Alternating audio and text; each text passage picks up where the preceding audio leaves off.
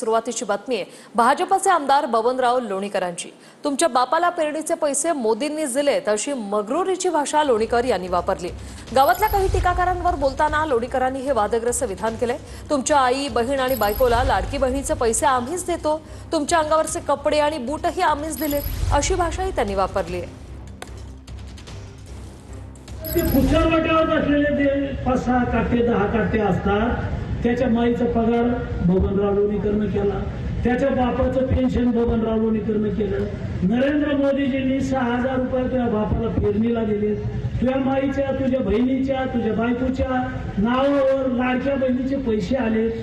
तुझ्या अंगावरचे कपडे आमच्या सरकारचे, तुझ्या पायातलं बूट चप्पल आमच्यामुळे आहे, तुझ्या हातातलं ते डबडं मोबाईलचं आमच्यामुळे आहे। अरे आमचंच घेतो ना, आमच्याच पॅगडावर करतो, आम्हालाच बोलतो, चुकीचं लिहितो तर आमचं बोलू तर काय। 5 वर्षाला एकदा एक कमळाच्या फुलाचं बटन दाबायचं, तेही केलं नाही।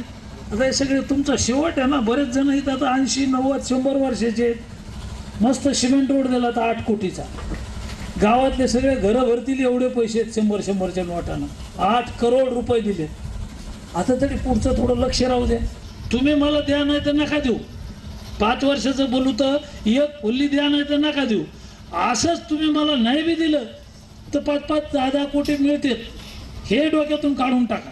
एकदा चौपाईन, दोनदा चौपाईन, तीनदा चौपाईन आणि मी म्हणेन मग आता फुली आणा, तर ही वेळ येऊ देऊ नका। अशा स्वरूपाचं वक्तव्य करणं म्हणजे अत्यंत घृणास्पद आहे। लोणीकरांनी किती लोणी खाल्लं आणि किती तूप खाल्लं आणि त्याचं काय काय केलं हे सर्व महाराष्ट्र जाणतो। मात्र या संदर्भात ते जर आता लोकांना, शेतकऱ्याला जर या पद्धतीनं जर ते हिनवत असतील ते कदापि आम्ही शक्य करणार नाही। त्यांना पळता पळता वही आम्ही थोडी करू, त्यांनी तात्काळ माफी मागावी आणि त्यांना भाजपने त्यांच्या पक्षातून निलंबित करावं।